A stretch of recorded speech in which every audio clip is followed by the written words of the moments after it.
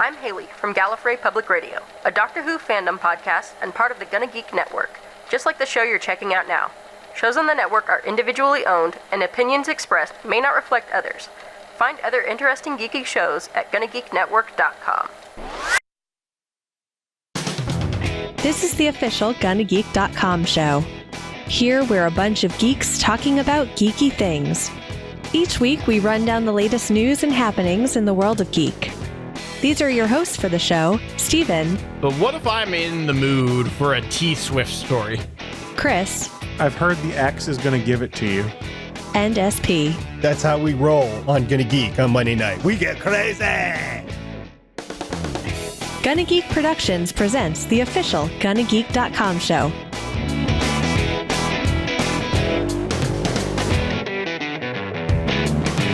Hello, everyone, and welcome to episode 282 of the GonnaGeek.com show. This is recorded live on Monday, April 8th, 2019. Longtime viewers and listeners of the show, you might be going, wait a second, this doesn't look like Steven Jondrew. Well, I am Steven. There was a brain transplant that took place. I swapped my brain with Chris Farrell's body, and he swapped his brain with my body. So I am actually Steven Jondrew in Chris Farrell's body. But so as not to confuse you, just call me Chris. Okay, Chris. Perfect. See, and SP's here tonight. He's already adjusted to my new body. So thanks, SP. I appreciate it. You bet, Chris. I mean, I just can't believe that you as Steven are now Chris. So it's kind of, it'll take him some getting used to, but we'll adjust. Hey, they did a real good job. You can't even see the scar where they opened up my brain. Opened up the skull to get it. Wait to see how you're received on Better Podcasting tomorrow night. It's going to be great, man. It's going to be great. And since Chris can't actually be here today in my body, i.e. Steven, we did bring in some backup. The deputy director of SNASA joins us from what secret installation this time, Suncast? I can't tell you that. That's what I was afraid of. That means he's on the moon. I can't tell you that either. Not necessarily. I mean, you're just inferring something. He could really be anywhere. He could actually be right next to you in your home in British Columbia. Or he could be in, I don't know. I may not even exist in a physical form right now. Michigan, maybe. New York, in the Guys from Queens studio. You never know. So Suncast is the lawnmower man is what I'm getting to take a 90s movie. He has uploaded himself to the internet and is broadcasting that way. I am. That's Second Life. It might even be Third Life at this point in time. Yeah. I mean, did you use the actual Second Life, Suncast? It's still going. Is it really?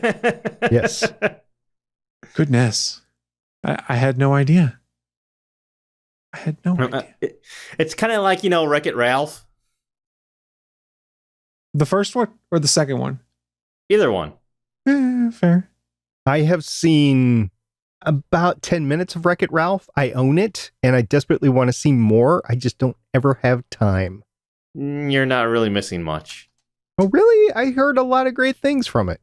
First one was fun. The second one was just dumb. You're dumb. Do we have some infighting here in SNASA? We can't have that. We have to be united front. Excuse me, not we. You guys have to be united front. I'm not part of SNASA because I'm Canadian. I can't be part of the American NASA. NASA's not American. SNASA's universal. It's at least international. There is no nations with SNASA. We're all about just protecting the Earth. We're like the Men in Black. I love that reference. I love that movie. You just made my day. All right. So now that we made your day, can we move on to the news? I guess let's go on to the news now that my day has been made. Nothing else will compare to Suncast reference right there, just so you guys know. But let's move on to the news.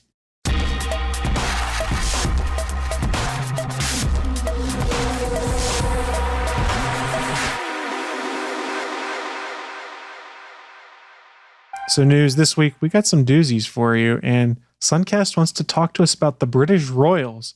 So I'm very confused and intrigued all at the same time. Are you talking about Meghan Markle, or are you talking about her rival and sister-in-law? I thought we were talking about Meghan Markle's husband. Not her TV husband. It's not Patrick J. Adams from Suits, her TV husband. We're talking about her real life husband. The one that's actually royal. The one that is actually royal, has royal blood. Yeah, so everybody knows that Fortnite is this hugely popular game, right? Well, apparently the other day at an event at a YMCA in West London, Prince Harry attacked Fortnite, causing a whole uproar.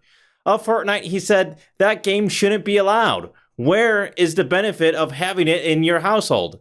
It's created to addict, an addiction to keep you in front of a computer for as long as possible. It's so irresponsible. It's like waiting for the damage to be done and kids turning up to your doorsteps and families being broken down. He also added that he was very upset about social media being addictive. So here we have Prince Harry basically attacking one of the most popular games of this generation, I would say.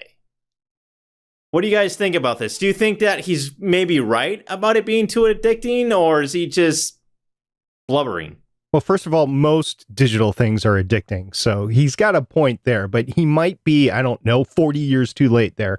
And second of all, maybe he's just trying to take the heat off of the conflict between his wife and the rest of the royals, specifically Kate Middleton, because I've seen a lot of back and forth in the press these days. So it could be that. Okay, so there is that. He is sort of right to begin with, and then takes it to an extreme, much like we see on other things where people like to blame video games for all violent crime and things like that. Well, let's not go down that path because that's not the purpose of this discussion. But more of what he's right about is these games are designed to addict. All games are designed to addict, but especially mobile games and stuff like that. They encourage microtransactions and things like that. Now, where Fortnite isn't really shading what they do, it's you buy a battle pass and you unlock stuff once every, 6-8 weeks is a season or something like that. So it's not really terrible what they're doing in that regard. But to blame Fortnite for it's breaking up families and stuff like that. Come on, you can set down the cell phone or whatever your gaming device is.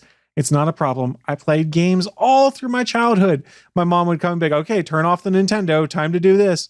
Okay, mom, whatever you say. It's called be a parent to your children or talk to your folks. SP's playing PUBG right now. I can see it right now, but it's okay. Now, there are actual problems that people have talked about on this, but they can be overcome. Like I was reading articles in like USA Today and stuff like that, where people were talking about, we have problems in our middle school. Everyone's playing PUBG in the middle of class. It was a simple solution. If you take your cell phone out, I confiscate it until the end of the day. You're not playing PUBG in class anymore. So it's just a typical overreaction taken to an extreme is how I look at it. I would agree with that. I think part of the problem that I have with his anger is that he's directing it at Fortnite when it's video games in general that he should be taking an issue with. Not just Fortnite, because as far as I see it, there are worse games out there than Fortnite. Namely, like something like a Call of Duty where people are spending literally hours a day just playing this one video game. Whereas Fortnite is something that kids enjoy playing. It's not something that they're going to spend, 6 hours a day playing. Yeah, they might. I mean, the bigger problem, and we've touched on this show before, isn't necessarily these games like this. It's the freemium games where it's, oh, you can play this game and you'll unlock certain amounts of stuff every 12 hours, or you can give us $20 and we'll give you 40 in-game credits that you can cash in for stuff. That's the bigger thing. That's the thing that I would argue is more predatory towards people, because it kind of gives you that little push to be like, hey, you spend lots of money, you can advance a lot quicker in these games. And they basically become pay-to-win games. There's a couple games I play on my tablet where I have not put any real money into it, and I've gotten fairly far, but there are people that talk about each week they drop $100 of money into this freemium game. And I'm like, well, no wonder you're like double my level cap and have all this awesome stuff. You've spent at this point in time almost $1,000 on this Star Trek game. I mean, good for you if that's what you want to do. If you enjoy it and you see value in it, that's great. But you also need to control yourself on it. These are the same folks like, well, I guess it's ramen this week. I spent all my money on Star Trek points. And I'm like, why? Why? This game's just going to shut down in 3 years. It's not like you're going to have this progress forever. I wish I had $100 per week to waste on video games. Well, I mean, the guy I'm specifically talking about is now eating ramen for all of his meals and drinking Vladimir vodka as his alcohol of choice now, because that's all he could afford, because he spent the rest on Star Trek credits, which, hey, if that's how you want to live your life, that's great. But don't start complaining when you have no money for anything. I am not virtualizing that guy. No. Hey, SP, did you win yet? Winner, chicken dinner there? Oh, I'm sorry. I was on our Discord server. Yeah, that's what. On our Discord server. Where can you find that, SP? You can find that at gonnageek.com/discord, and it's so addicting. It's hard to put the phone down and just, oh, geez. Yeah, guess what? Put the equipment down and get your butt outside, mow your lawn, go for a hike, go see something, go to a convention, go to a movie even just getting out and doing that's better off than sitting at your home and streaming stuff on your couch. Go out, experience life. Go out and have fun with your friends. John, you actually go out and you play Pokemon with a group, right? Yeah, almost every weekend. Yeah, it's a social thing. Yes, you're using your phones, but you're going out and you're actually enjoying life outside your home and outside your digital devices. You're just using them as an aid. That's what they should be about. So I'm all with Prince Harry here. I think it's just kind of blown out of proportion because he's just going on a rant because I don't know why. Probably because he's trying to take some heat off his wife, but I don't know. And for the record, I don't care what Meghan Markle and Prince Harry do. They're whatever. I mean, it's just fun having royals around, even if one was an actor that played a royal before she became one on the Hallmark Holiday Channel. I thought that's where we were going. Yeah. I was hoping it was a reference to Suits, and I was like, well, no, she wasn't a royal in Suits. I don't know where SP's going with this. No, she actually played one of those women that meet the Prince Charming stuff that was on a Hallmark Channel movie. Yeah, that was her. And then she did the real thing. So it's kind of cool. That's a movie in itself. Somebody should make that movie. Hey, and real quick before we transition off this, if Prince Harry really wants to stop this, we do know that the Brits have very fine control over what they do with their internet. In fact, they are now blocking porn sites for anyone under the age of 18 in the UK somehow. So just block the Fortnite servers. Problem solved. There you go. I'm sure this will work great. Then you will have a revolution. We know how well that turns out. It's not like anyone has never heard of a VPN or anything. I've heard of one. I've actually never used one. It's how I get my Fortnite in since I can't access it here because someone blocked it on my router in my network. No, I kid. But let's talk about networking hardware as our next story here. I don't think we talked about it on this show, maybe as an extra, but I don't recall correctly. But a few months back, Amazon acquired the mesh Wi-Fi / router company Eero. Are you guys familiar with this? The company? I am. Yes. So for those that aren't aware, Eero was one of the pioneers out there when it came to mesh networking in people's homes, making it so that if you have a larger house, you can easily get internet with decent signal all across your home. And a few months back, Amazon purchased them. And there was a lot of consternation because everyone said, oh, this is Amazon's play to further integrate your Amazon Voice Services devices, I'll try not to say the word, into Wi-Fi routers and make it easier for Amazon to data mine me and all these other things. Now, the CEO of Eero at that point in time and the person at Amazon who had taken over the Eero project had said, we never have any intent to monetize your data or to data mine to see what you're doing. But there was still a lot of consternation. People were like, man, this company's just selling out for big money. It doesn't seem like that was the case. We found out Mashable had a report that determined Amazon paid just $97 million for Eero. That's a lot less money than it even raised as a startup. As a startup, it raised $148 million. So Amazon bought it for a lot cheaper than they raised money for. Why did this happen? Well, the argument is there might be a bit of business trouble here. If you sell for that much lower, oftentimes it's thought, ooh, the business is in trouble. So Amazon may have actually saved Eero from folding and then leaving people with hardware that's no longer supported. Because if the company folds, there's no more firmware updates, there's no more security updates, nothing like that. So if it was truly a fire sale, there are some things to consider. Mashable's report detailed some of them, saying how Eero's executives, they made out like bandits, of course, making multi-million dollars off their golden parachutes, while the rank and file employees are sitting on worthless stocks they purchased for $3 are now worth about 3 cents each.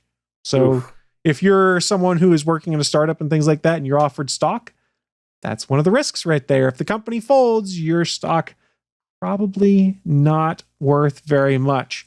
Now, here's where we get into some deep speculation territory. If Eero is truly in danger and Amazon bailed them out, it kind of begs the question of what is Amazon going to do with them now? If they're in financial trouble and the company's floundering, it arguably would mean Amazon might need to become a bit more involved to try and save it.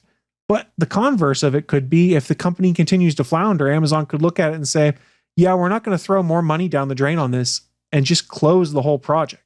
Now, we've seen Amazon purchase other smart home providers. Remember, they bought Ring, a year ago, 9 months ago, something like that, which is the doorbell company and stick-up cameras and lights and things like that. They're just now getting to the point where they're starting to integrate like Amazon Voice services directly with that versus being able to connect them. So we're probably months away, 6 to 12 months away from Amazon's first hack at Eero combined with Amazon Voice services. And if that doesn't go well, might be the end of the company. So twofold question. When they're able to combine Amazon Voice services with mesh routers, do you think it's going to work? And if it doesn't, what happens to the company?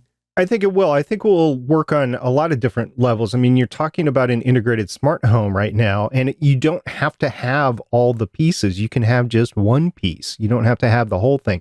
But one thing you most certainly have to have is some sort of wireless internet that connects your whole house. So if they can combine this Internet of Things with a mesh network, which is a hot way to go right now, why not? I see this as coming out strong in their products, which will probably be released, I'm just guessing, in the August to October timeframe, in time for the Christmas holiday buying season. So I think there's stuff in the future. And if it doesn't work, like they send up a couple of trials, it just doesn't work, then it'll fold. And it'll be an experiment to them and they can move on. Yeah, Amazon's got money to flush if it doesn't work, is how I look at it. So, John, what's your take on this? I agree mostly with SP. Eero's a pretty cool company. I like their technology that they have for their wireless routers. I think it's better than some of the other mesh networking routers that we see out there. If I remember correctly, what set them apart for me was that they had, I believe, a dedicated backhaul channel for the wireless mesh working type of stuff. So I believe you're correct. I think that's what set them apart for me. And if they can integrate that to some of their products, and they were pretty smart about what they were doing with their router. So it was pretty cool to see that Amazon acquired this company. And I think they could actually make pretty good use of the technology that they have with the existing Amazon products. I think it's a smart move by them as well, because honestly, the same places you're going to be putting a mesh router are probably the same places you want to put an Amazon device that triggers Amazon Voice services. So combine two devices into one and see what happens. I don't have a problem with it. I think it'll be interesting to see where they go with this. When Eero first hit the market, they were one of the first to do consumer grade mesh internet. And now there's a ton of other companies out there. So there is a lot of competition. Mm-hmm. So the point of differentiation they could have is, hey, we have Amazon built right into it. I think the privacy concerns that people were throwing up is vastly overblown, because let's be honest, if you already have an Amazon Voice Services device in your house, they could already data mine the heck out of that if they wanted to. I don't think they do. In fact, I think their privacy policy says that they don't, but the potential is already there. And hey, we all carry these in our pockets for the most part. Cell phones. Mine's upside down as I held it up. Oops. But they could do the same thing. Voice assistants there. They could theoretically see everything that you send back and forth, be able to data mine the heck out of you. So I think it's overblown. I think it's an interesting move by Amazon. And I'm really surprised by the fact that it seems like they were bailing out Eero versus acquiring them. So this could just be really serendipitous for Amazon. That's, hey, we got a good deal on this and we might be able to make something great happen. I think they might also be trying to compete with Google Home a little bit. Yes, Google has a bit of an advantage there, and there is a leaked document showing like a Google Wi-Fi combined Google Assistant voice services thing that would be out there at some point in time too. So that Google Home does not have a dedicated backhaul channel. You are correct. That was part of the reason why my Google Wi-Fi experiment failed. Yeah, I would not be interested in a Google Home simply because of that. I'm like, for as much stuff as I do, I want that dedicated backhaul channel.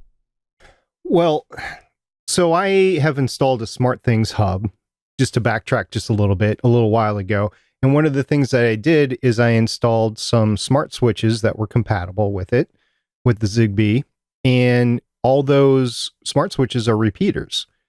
So if you have any device that ends up being a repeater, you can we've seen them put speakers in these ridiculous things and enable them to basically be a little smart hub. So I just see it happening. It's just a natural evolution. So for Amazon to get Eero and even experiment with this, I think they're going to be ahead of the game eventually. So, you know that big mouth bass thing that talks? I think it's Billy or whatever it's called. Yeah, the fish, Billy the fish. Can we just make that into a router? Somebody did. Well, somebody made it into a smart speaker, and I think it's a smart speaker, yes. But I want it to be a full blown router. That would be cool. That'd be cool. I could be fun. I mean, it'd be nice and decorative. Okay, that's my router. What are those things coming out of it? You have cables plugged? Why do you have cables plugged to it? But then again, if it's wireless, I mean, it'd be kind of cool. Well, they did make an Amazon Voice Services Big Mouth Billy Bass, so there's absolutely no reason why they can't make a mesh one, and I'm totally about it.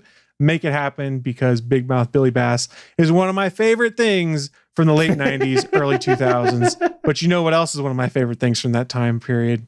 My good friend Tom and MySpace. And SP, you've got some MySpace news, don't you? I do. I know I never really had a MySpace page. Neither did I. I know a lot of people did. And one of the things that people kept on there were music, and like bands, or people just had it was before SoundCloud, I think. And it was just a sharing platform, right? Well, they had that little data issue a few months back, or a few weeks back, that they disclosed from a few months back, that they basically lost most everything from 2003 to 2015, something like that. Well, some of it is recovered, and this is the story of that. And I found this on gizmodo.com. It's a story by Victoria Song. It's Song. That's actually her name, Victoria Song. And the article's title was "Thousands of Lost MySpace Songs Have Been Recovered. No thanks to MySpace." So last year, a borked server migration resulted in MySpace losing all of the music uploaded to the website between 2003 and 2015, a loss estimated at more than 50 million tracks from 14 million artists. But now, a small fraction has been recovered thanks to an anonymous group of academics and uploaded to the Internet Archive. The Internet Archive says it received 490,000 MP3 files originally hosted on MySpace from an, quote, anonymous academic study conducted between 2008 and 2010, unquote. The group was purportedly studying music networks at the time and grabbed 1.3 terabytes of music from MySpace, then contacted USD, the Internet Archive, once it heard about the loss. The collection has since been dubbed the MySpace Dragon Hoard, and it is from 2008 to 2010. This impressive collection is only a mere fraction of the total number of songs lost. If we're being totally honest, their recovery is also apparently the result of dumb luck. MySpace had nothing to do with it, and if not for the kindness of some anonymous academics and a nonprofit group dedicated to preserving internet history, these tracks would still be lost. And just a reminder, if you're a creator, don't rely on the cloud to save your art.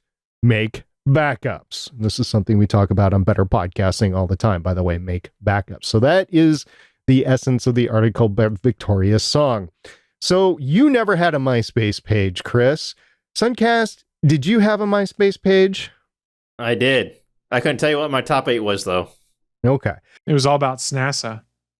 Did you go on MySpace to look at songs or listen to music? No, you know what? The whole music stuff, I think, kind of came later in MySpace's, evolution and stuff. I was on their way before music really was a popular thing, and Justin Timberlake bought it and whatnot. So I was never really into MySpace for the music stuff. It was more of the social stuff. It was the precursor to Facebook. That's what I had of the day. I didn't have a Facebook. I had a MySpace. Did you play Pokemon on it? No. Why aren't you playing Pokemon Go on MySpace? Because Pokemon Go does not exist on MySpace. Well, I think you've made your market. You could be a millionaire. Go back to MySpace, play Pokemon Go. There was one story about an artist in this article that had lost his songs because he didn't keep backups or whatever. It was just on MySpace. And this Internet Archive pulled one song that was his, and he was very grateful because it would have been lost forever. So, yeah, back up your stuff. And this is just a cautionary tale to you, listener. If you happen to save anything to the cloud, to the internet, say like your podcast, for example, you might want to back that up because you never know when that's going to be lost. Don't understand how they lost all that data. Like, well, that's a story we covered before, but I know, but it's mind-boggling how they just screwed that up. It is, but this could happen to any company on the decline. It could happen to Facebook eventually. It could happen to Amazon. It could happen to Google. You know, you just don't know. Yes, we're all paying for storage somewhere, or maybe you're using a bunch of free sites, whatever. But odds are you're using some sort of cloud storage for your stuff, and it's going to go away eventually. You're not wrong.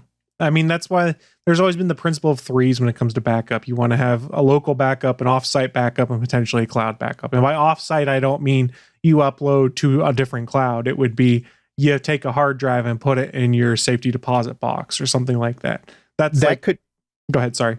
That could backfire on you too, because what you've got going on, like for instance, me, there are some high school stuff that I have that's on 5.5 or 5.25 floppies. I could go through a data retrieval process to get them back, but you know, those papers that I wrote, those poems, you know, in my very creative period, they're gone forever. I'm not going to go through the process of getting those back. So if you stick something like a hard drive in a safety deposit box for 10 years, I don't know, A, if the data is still going to be good on it, and B, if you're going to be able to access it. That's why you do in rounds of 3 is how it's always been. That way, it'd be very unlikely all 3 things fail. If it does, you're incredibly unlucky, and you should not come close to me because you'll fry my computer with your poor luck. That's what I'm going with. Okay. I don't know. I got nothing there. I don't have a great segue there. There's no way to segue out of it. It's just bad if you lose your data. That's what it comes down to. So protect your data. You don't want things crashing on you. You know who else would not want to lose their data? Captain Picard. Marvel. I see what you did there.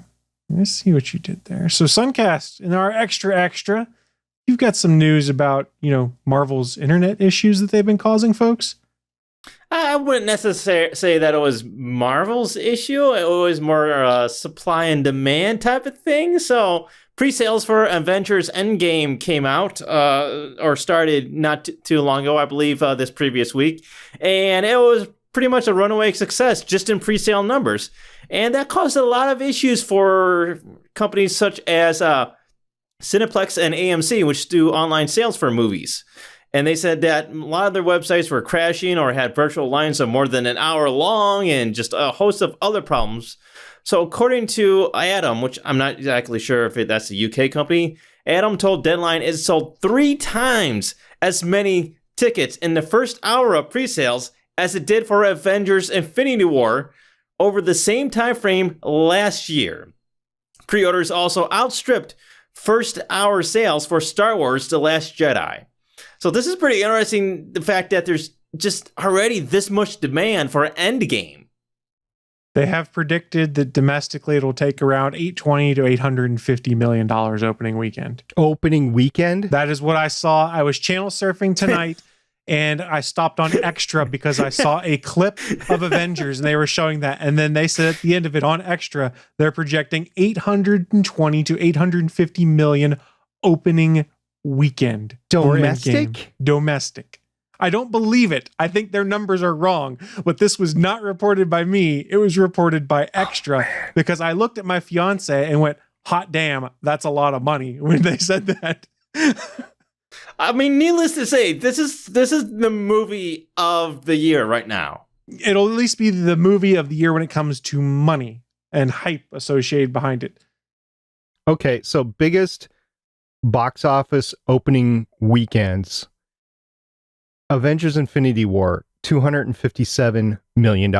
I'm starting to think the host misspoke, and that's what they were projecting domestically. But even that would seem low for a domestic full run of that movie. I mean, I think it's going to hit a bill. or close to it. It'll hit $1 billion within, if not 2 weeks, 3 weeks. That's an easy call. But okay, so ticket sales. Okay, so you got to play this out. This is all unadjusted ticket sales, and ticket sales go up at different places across the country, in terms of price. It might be $11 one year and next year it's $12.50 or something like that. So that you got to factor that in, you got to factor inflation, whatever, but they don't with this. They just want to go with the bigger number. So there's going to be some inflation. At least as many people are going to see Infinity War as will see Endgame. Yeah, at least as many people are going to see Endgame as Infinity War. So you've got 257 right there. And then you've got all the buildup of everything, plus the hints that they've given that this is the last movie for a lot of the characters. Maybe Iron Man, maybe Captain America. You don't know who's not going to make it any further than this. This is the 24th movie in the MCU. This has been unprecedented. I mean, you might say Harry Potter was good with 9 movies? Now 11 with the 2 later ones, but 9 movies? This is 24 over 10 years. This outstrips even 007. I mean, this is phenomenal. This definitely outstrips Star Wars. I hate to say it. They've got 9 movies plus a solo movie, right? This is just huge. So yeah, I wouldn't be surprised if it got 275. I'll just go with that one. 275 domestic, and then probably 850 worldwide. Yeah, maybe that's what they meant, but I'm pretty sure they said domestic, and I went, whoa, that's crazy. The better question I have for you guys, I have a friend who waited in digital line to buy tickets when they were announced for 4 hours. What? We got home from work. My fiance is like, I want to go see this opening night. She bought tickets Thursday at 6 p.m. in 5 minutes. Did you guys get early tickets, and did you have problems trying to get them if you did? I haven't bought anything yet. I don't know if I got the first showing or not. It might have been sold out by the time I bought, but I did buy for Thursday night, the 25th of April, which is opening night, quote unquote, opening night. And I got a show time for 6:15 p.m. And I'm thinking 6 p.m. might have been the first one, if there was a first one. That's how it is here. I might have missed that first showing, but I'll be there for the second showing at 6:15. So what you guys are saying is that anybody that's doing a movie draft, this needs to be in almost every single theater that you're running in your movie draft. Yes, exactly, because it will make all of the money. And there was the idiots on the internet that were banking on that. As ticket sales became hard to get because of crashes, people started selling their in-game pre-sales on eBay for like ridiculous amounts. There was one that was up to like 15 grand. And I have to imagine this was like a spammed spoof fake thing or something like that. But evidently it hit 15 grand before it was pulled or something like that. So if you have Avengers tickets and you want to sell them, don't be an idiot. Just sell them for whatever it was and go see it. I don't know that I want to go on opening day though, because it's going to be so many people.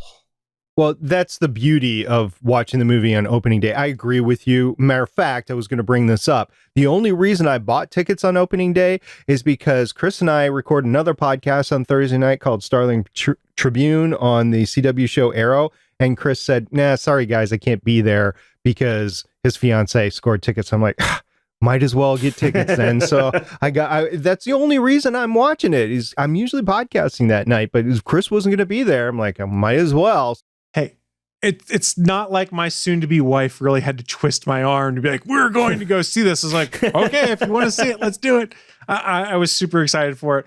We'll see what happens. I do enjoy the Thursday night premieres just because it's a bunch of like-minded folks in the theater, and it's great. Like, some of my favorite memories are going to movies like opening weekend or opening day and like universal crowd, like shocked moments and things like that, and being able to share it and people geeking out when the credits play, or in the case of Infinity War, people like, oh my God, I can't believe they did that when the credits play. I just like the shared experience. Yeah. Just leaving the theater for Infinity War, just leaving the theater just completely silent, not saying anything. That was impactful. And it happened to many, many, many theaters. And I'm not spoiling anything. And then the opening credits and the beginning scenes of Captain Marvel. I mean, that was very touching and phenomenal. And I'm glad I was able to see that and not get spoiled on it, because I probably would have gotten spoiled on what it was. But if you haven't seen Captain Marvel yet, if you're a Marvel fan and you might have an issue with Captain Marvel itself, I mean, I know people have issues with different characters. Just go see the movie. If you're a Marvel fan, go see the movie because the opening credits are going to be for you. That's true. So one last extra story before we wrap this up. Steven did share this in our group chat today. So in honor of him, despite his not being here, I figured we would share it. We talked about it, I believe, on this show that Microsoft Edge is being replaced with a Chromium-based instance of Edge, which is pretty much the engine that runs Google Chrome right now. Microsoft's been working with Chrome. They've been putting a bunch of bug fixes, enhancements in there to try and make things work better. If you are part of the Windows Insider program, you can download the beta release of Chromium right now, the Chromium-based Edge rather, and begin playing with it. Bear in mind, it is a beta, not fully fleshed out. There are features that are still missing, but you can go play with it and let us know what you think. Supposedly, it will be better for battery than you are expecting. Because remember, Chrome is terrible on laptop batteries. So my question for you guys, any interest in playing with the Chromium-based Edge, or are you just going to ignore it? As the beta, not really. Once it's stable, sure. I think it's got a lot more potential than Edge ever did. Very fair. I would go ahead and tinker with this because I like tinkering with stuff. If I had time, I don't, and I just need a computer that works right now, especially right now with everything going on in my life. So no, I won't be doing this, but I'll be paying attention to those that do and write reviews and stuff like that. That'll be cool. It's like a new microphone that comes out for podcasting. For better podcasting, yeah, I want to see it, touch it, and get it. If I can't get a hold of it, I'm going to listen to other samples of it and see if I like it or not, and if it qualifies for something that I should go and get. So it's the same here with the Windows Insider program at Microsoft Chromium-based Edge. I have tried to use Edge at work. I don't at home, but I've tried to use it at work, and it's hit or miss. I mean, I think we're back. Guys, remember when we had Firefox and Chrome and Internet Explorer and Safari all going back to back with each other? Mm-hmm. Just a few years ago. What was that, 4 or 5 years ago or something like that? I think we're entering into a new age of that. It's entirely possible. In regards to my stuff, I use Edge on my laptop occasionally when I'm in battery constrained issues because Chrome is a beast on laptop battery life at times. It eats up RAM and your battery burns a bit faster. Edge in its current state is pretty battery friendly. And if they can make a Chromium based Edge battery friendly, I'm interested because it means I can import all of my extensions and everything from Chrome and run it on their version, which is going to be better on my battery. Now, granted, in today's world, a laptop has like a 9-hour battery life in a lot of cases. So who cares? But if you're in a situation where you just want to sip power and have a little extra time, I'm all about that. I'll give it a try. I'm just not going to do the beta because I'm at a point in my life where I don't really want to be a beta tester on things and have things screw up and be like, oh, damn it, I shouldn't have done that. I just lost 30 minutes of work. I don't have the patience for it anymore. You know what? I fool around with other code for stuff, and it's like, at this point, I have so much time that I'm spending debugging other stuff that I just want something that works. Really, when I want to do something that works, you know? When I'm doing work, I want something that actually works. But when I'm actually working on stuff that I have to debug, you know, it's like I only have so much frustration that I can give in a day. No, I totally get that. I hit my frustration point at times and I'm just like, done. And I don't want to mess with software in beta because it means I hit that frustration point sooner. And then I want to go drink coffee and just grumble and complain. And nobody wants that. Sure. Are we calling it coffee? Is that what we're calling it? Coffee. Do you want me to call it kofefe? No, I know what you're making it a euphemism for. It was just coffee, but I guess we can consider it a euphemism for other things. Well, have you not seen the Defenders on Netflix? I have seen the Defenders on Netflix, but I'm not catching the reference because I'm dense. So you had never gone to get coffee? You need to rewatch the Defenders. Let's move on. I evidently need to rewatch the Defenders. So before we move on to our main segment of the night, we do need to give you guys a heads up of some things that are going to be going on in the future. So for the summer, just keep an eye on things. There might be some temporary changes into the format of the show and also the start time for the shows as we're trying to get schedules aligned, as kids are going on summer and spring breaks and things like that. We'll let you guys know what's going to happen, but there are going to be some scheduling changes coming up. So if you are one of our live viewers that tune in on geeks.live, please just stay tuned. We'll let you know what's going to be happening and when you can come check out the show. And please keep hanging out with us live. We love doing this live, and we also love you guys who are listening or watching at a later date. Just hang in there with us. We'll get it all figured out. That being said, let's move on to our segment for the week.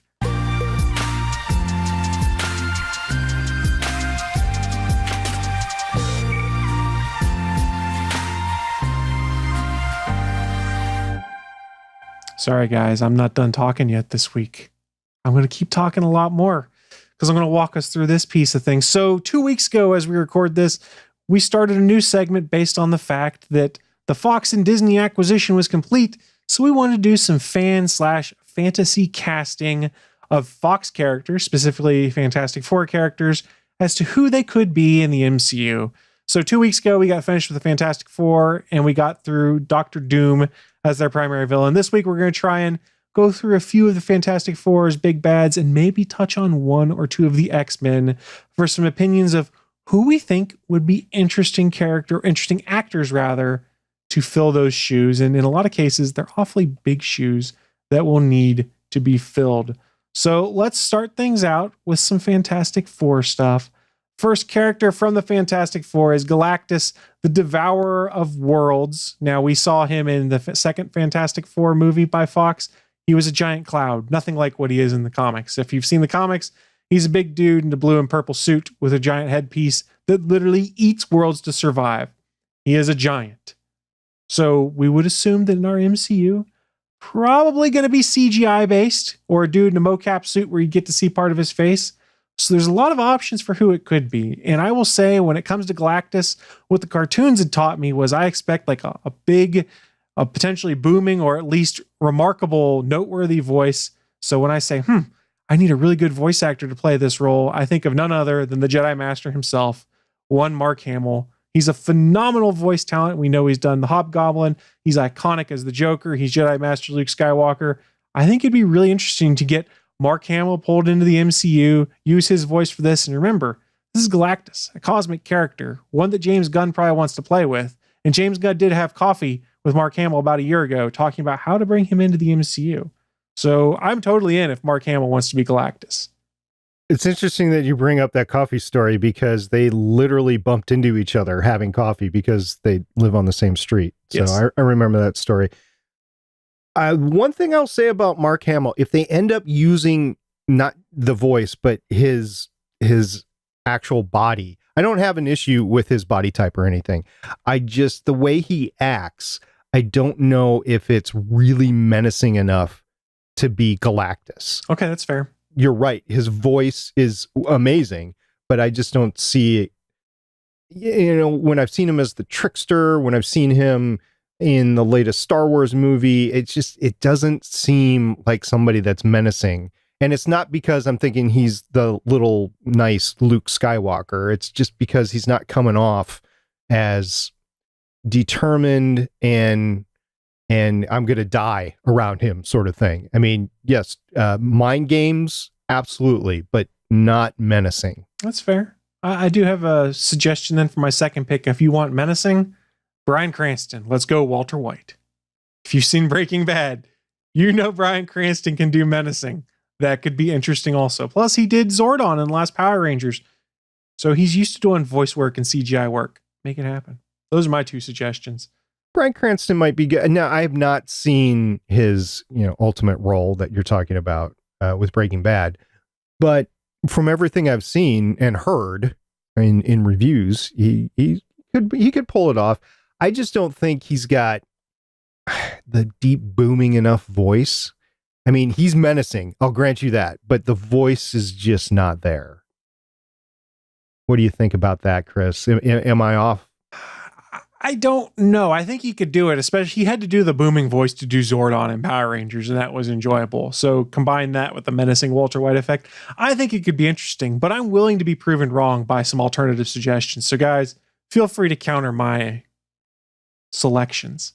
So I ran into Galactus in the comics recently, and it was a couple years ago, and I didn't know too much about him, but everything that I got from Galactus is it's like the ultimate. If you think Thanos is bad, if you're a Marvel Cinematic Universe fan right now and you're looking at Thanos, Galactus is like 1,000 times more menacing, bigger, and just able to bend the universe itself. So you got to think somebody like Ego the Planet, except for bigger.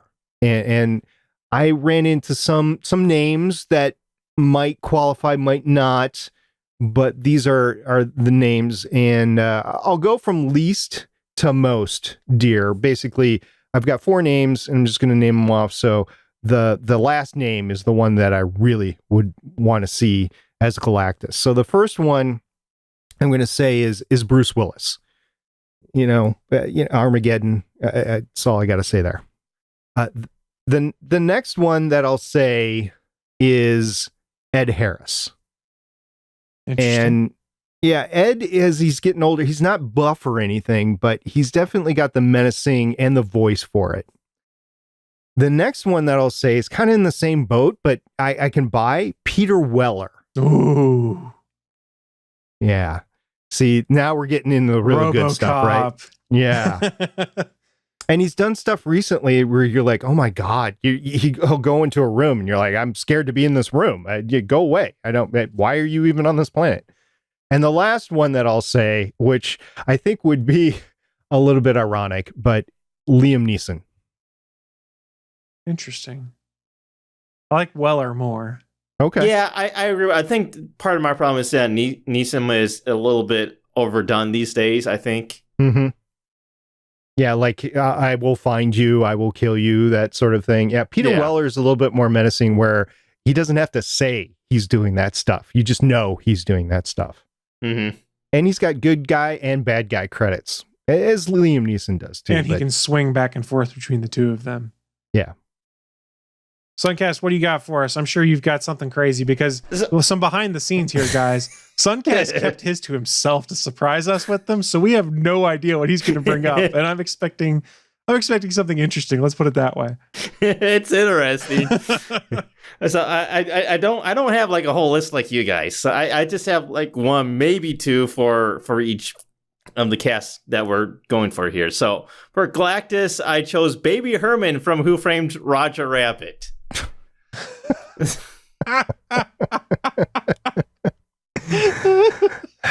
Somebody's been playing a little bit too much Pokemon Go. I like it. It made me laugh. That gets points. I mean, come on, it's Baby Herman. He can do menacing. He's scary. What was that movie that Baldwin played the little baby in? You guys know what I'm talking about? Boss Baby. Yeah, Boss Baby. Yeah, I could see that type of character. And basically, that's the same type of character you're talking about. I could see that. Not really. Give me my stogie back. Yeah, not really, but okay. All right, so Steven's list is here. He had Liam Neeson also, which I thought was entertaining. And he also had Hugh Laurie, which I think could be interesting. I just don't see that one as much as some of the other choices here. But Steven had him, so let's share what he's got there for our entertainment's sake. And of course, he also suggested a tsunami. So what do I know about Steven's choices? A tsunami? A tsunami. I think it's a joke about the fact that Galactus was a cloud in his only movie appearance, but I'm not 100% sure. So if you have questions, just tweet at Steven Jonger and just send a tsunami ? And see if he catches it. Or hashtag tsunami. Or hashtag tsunami. There you go. I like that. So let's move on to our next one. This is Norrin Radd. You might know him better as the Silver Surfer. He was one of Galactus's heralds, responsible with trying to find worlds for the Devourer of Worlds to consume and continue to live. He eventually turns into a good guy, an ally of the Fantastic Four, and helps to fight against Galactus and other cosmic threats. In the movies, he was in Fantastic Four: Rise of the Silver Surfer, the second movie. The mocap was done by Doug Jones, a phenomenal actor. He's in Star Trek Discovery right now, you know him from Hellboy, various other things. And his voice was done by none other than Morpheus himself, aka Captain Curtis, aka Lawrence Fishburne, who also has a super distinctive voice. He does. Super distinctive. So I kicked things off last time. SP, kick us off. Who are you thinking for Silver Surfer? Well, the first one that I thought of was Vin Diesel. And while I could see him in the role, and he's already in the MCU, by the way, his voice is anyway, he plays Groot, for those that don't know. And I think he can get away with saying, I am Groot, we are Groot, and then being the Silver Surfer. I think that would be completely feasible. Although I think he might be a little too old for the role. Yeah. I mean, just a little, not too much. But if you bring in a Silver Surfer in, you'd want him to last possibly 10 years, definitely 5 years. And I don't know if Vin Diesel has that longevity left in him. I mean, the guy's buff, he works out, but sometime your body breaks down. So the next one, and this is really my choice, is LaMonica Garrett, who has played the Monitor in the Arrowverse. So in the latest Arrow crossover or Arrowverse crossover, he was in there. He was also on The Last Ship. I really like him, and I think he could do it really well. So I think my choice, if given one, would be LaMonica Garrett. I like it. I could see it. He's got the look. He's probably got a chrome dome, which is one of the things you need to play a dude that's all silver that rides a surfboard. He's got the body for it, and I think he's at the upper part of the age that you could do it. Yeah, but checking him out, huh? Well, I mean, if you're casting, you got to think about this sort of stuff, right? Suncast is just jealous he didn't get to sit on the casting couch. That's all. So, Suncast, who are you thinking for the Silver Surfer here? All right, so the Silver Surfer, I'm thinking the Roadrunner. Jesus. The Roadrunner is sleek and fast. You could technically put them in as Silver Surfer, yeah? You know, Yeah. I think his surfboard could be an Acme surfboard. Yeah, see, it works. I will allow it, I suppose. I will allow it. Let's move on to the next one, Chris. Well, I have to give my actors real quick. I was half joking when I first saw this one. I didn't have it in the show notes because it just popped in my head. But SP said Vin Diesel. I went, why don't we just get The Rock to do it? Just because of comedy, it'd be entertaining to me. But The Rock is not the right role for that. Honestly, if I was going to recast the Silver Surfer, I would give it to Doug Jones again, and this time let him do the voice also. Because I'm assuming it's going to be mocap and CGI, and Doug Jones nailed it as the Silver Surfer probably, what was it, 12, 15 years ago when they did this? Doug Jones is just an amazing actor, period. Like he gives it his all. He knows how to act, and he knows how to get into a character's mindset. Yep. He and Andy Serkis are phenomenal like that. Hey, Andy Serkis already got his role in the MCU, so let's give Doug Jones one. That's how I look at it. Let's see. Next up on my list here, I would give Stevens for Silver Surfer, but he said he really has no feedback for it. So thank you, Steven, for not helping us, even when you're not here. Thanks for no thanks. Thanks, Steven. Jeez. Let's go to a final character here. Namor the Submariner. For those that aren't familiar with Namor the Submariner, he's one of the first sort of villains to appear in Fantastic Four within the first 5 issues. He's the ruler of Atlantis. He's got wings on his feet so he can sort of fly somehow. He runs around in a Speedo and has an unhealthy infatuation with Sue Storm. He is generally portrayed as arguably the first mutant in the Marvel comic book universe. And real quick, Liberty Dude in the chat room says Silver Surfer Shaquille O'Neal. I had to bring that up. That's interesting. The Diesel. So go ahead. A little bit too old for the role, I think. But yeah, okay. I can see it. I can see him in the role. Though. Super entertaining. So let's go into our casting for Namor the Submariner. I don't want Suncast to kick us off because his are a good way to wrap these up because they make me laugh is what I've learned. Yeah. They make me laugh. So I'll kick things off. I had 2 names down for Namor the Submariner. I'm not sure which one I like more than the other. The first one, Keanu Reeves. I know he's a bit older now. He's in his late 40s, but the dude's got... I could see this. The dude's got action chops out the wazoo between the Matrix trilogy, the John Wick trilogy at this point in time. The dude does a lot of his own stunts, and by all accounts, he's pretty ripped. So, ladies, I imagine you wouldn't mind seeing Keanu Reeves in a Speedo on screen. The other thing about Namor is he's got a slightly evil look to him in that you don't know if he's good or not, basically, and that he could flip-flop between the two. And talking to the ladies on Legends of S.H.I.E.L.D., they definitely have attitude. He's got an attitude. So I could definitely see Keanu Reeves because he gets that really concerted look, and I totally see Keanu. It would be great to have Keanu Reeves in the MCU, by the way. So that's another. Totally excellent. Supposedly, he turned down an MCU role to go and do John Wick 3. And I'm totally okay with that because the John Wick movies are amazing. And what movie would that have been? Supposedly something in Captain Marvel. I don't know what though. Yeah, that's fine. That means he can be used. You know, it's smart to turn down a period piece because odds are you're not coming back later. So unless you're Haley Atwell as Peggy Carter. And one last thing on Keanu as Namor. Namor is pretty aloof and blunt. And if you've seen The Matrix and John Wick, both those characters, Neo and John Wick, both fairly can be aloof and are rather blunt in their opinions. Mm-hmm. So I think it works there. My second pick, Sam Witwer. For those who aren't familiar with who that is, he was Crash Down on the Battlestar Galactica reboot. He was Doomsday in Smallville. He was a brooding vampire in the Being Human US remake. And he's currently one of the villains in this season of Supergirl. The dude just has like the right kind of voice for this role. He's probably a bit too small, like height wise, for what you'd expect for Namor, because the dude's supposed to be like a giant in comparison to a lot of folks. But I think he's got the acting chops to do it. And I'd be interested to see his take on the character and what he would do with it. And he was also the secret apprentice in the Star Wars Force Unleashed games, which was an interesting character and kind of different. So Sam Witwer, I think, would be a pretty cool pick. I agree. He is not, and he's also on my list, by the way, but he is not my first pick, but I could see him in the role. That's fair. SP, who else do you see in the role? You know, I had to go with some guys that were buff and some guys that had attitudes. So I went with Tyler Hulkin, who was Superman in the Supergirl universe, right? And then some guy, just this little guy, he just happens to have an opening in his schedule right now. Stephen Amell. Interesting. I'd be on board with that for sure. Yeah, I could see it. I definitely see. And now I don't know if he wants to be typecast in a comic book genres forever. I think that's one of his issues that he's had is he's only been into comic book stuff, including his big screen appearances. But I could see him.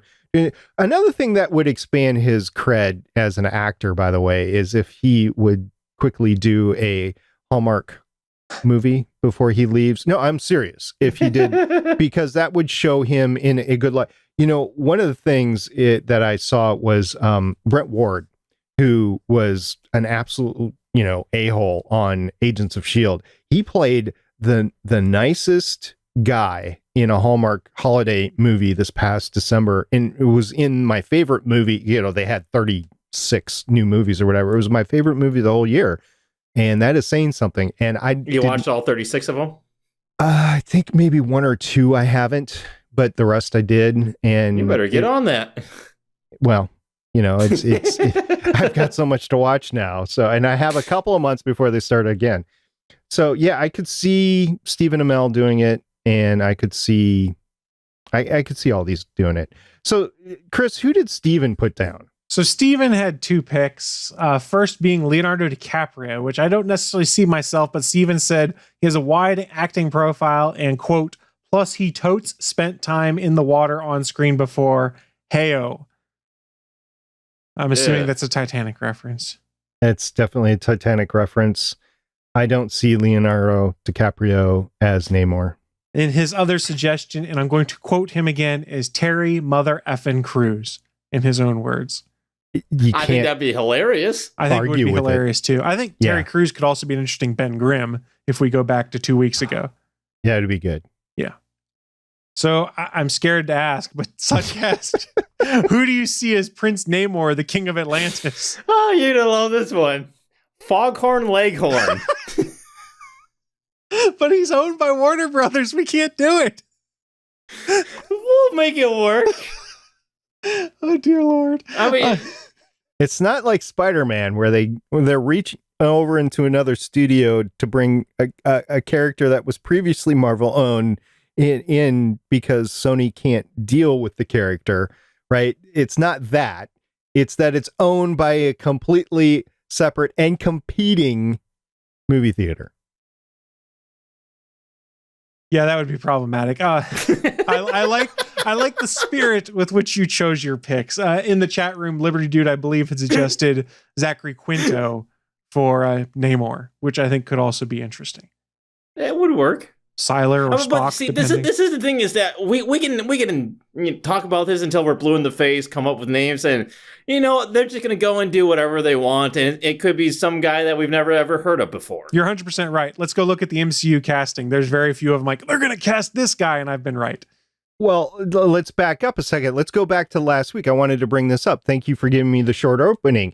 So I said for my pick for Ben Grimm that I would go for David Harbour. By the way, David Harbour, in the week since we recorded, was picked up by an MCU movie in the Black Widow verse. So the next movie that's coming out with Black Widow is going to have David Harbour in it. And I cringe only because I think that's going to be a one and done movie, and I don't see David Harbour coming back. And he's really a good actor that could be in the MCU for a while, but at least he gets a shot in the MCU. Hey, look, he gets to be Hellboy and a Marvel character. Dude's got it made right now. I guess Ron Perlman got to do the same thing too. He was also a Hellboy and a Marvel character. Plus, he's playing the sheriff in Stranger Things. I mean, the dude's got it going on.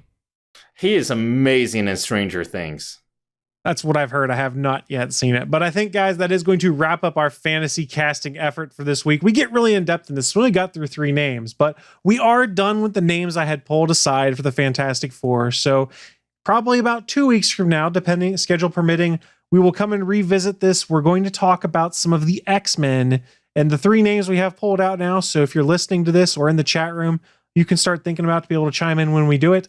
Charles Xavier, Magneto, and Wolverine were the 3 things we had queued up. So please put those in the back of your head. Start thinking of some stuff in Suncast. If you want, you're welcome to send me what your picks were for that. And I will happily present them on our next fantasy casting segment. I'll probably do that. I can't wait. Yeah, looking forward to it.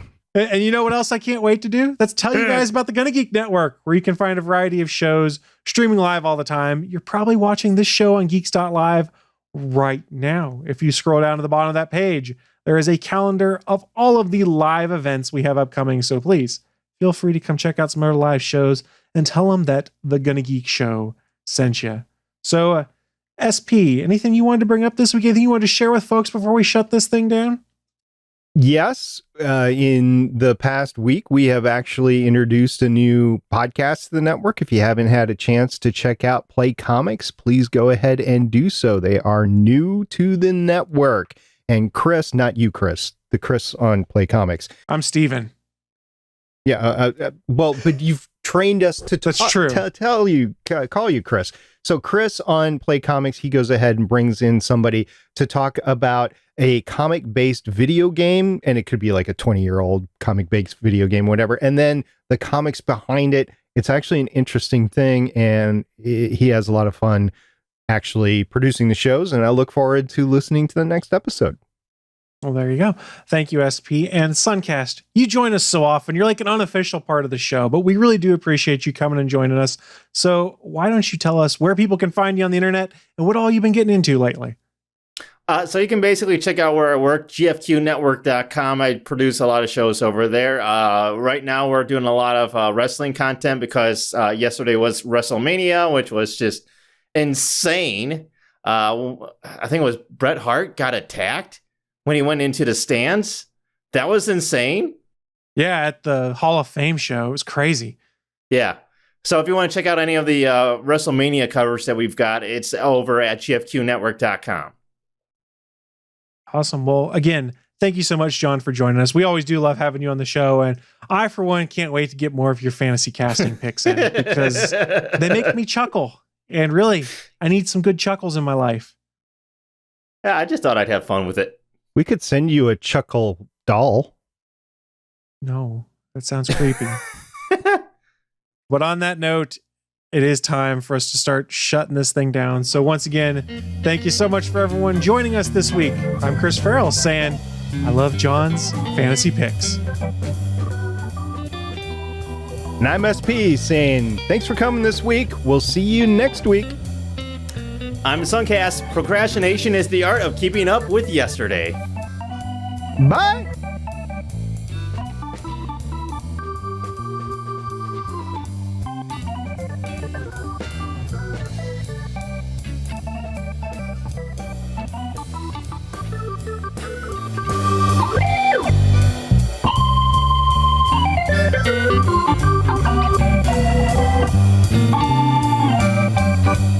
checking out another episode of the official GonnaGeek.com show. If you like the show, please give us a 5-star review in Apple Podcasts or a thumbs up on YouTube. You can always join us for our live recording sessions, which stream Mondays at 8:45 p.m. Eastern at www.geeks.live. And remember, you can find our full back catalog at GonnaGeek.com/show. If you're itching for more geeky content, check out other shows on GonnaGeekNetwork.com. Voice work was by Emily Prokop of the Story Behind podcast. That's it for this episode. We hope to see you back again next week.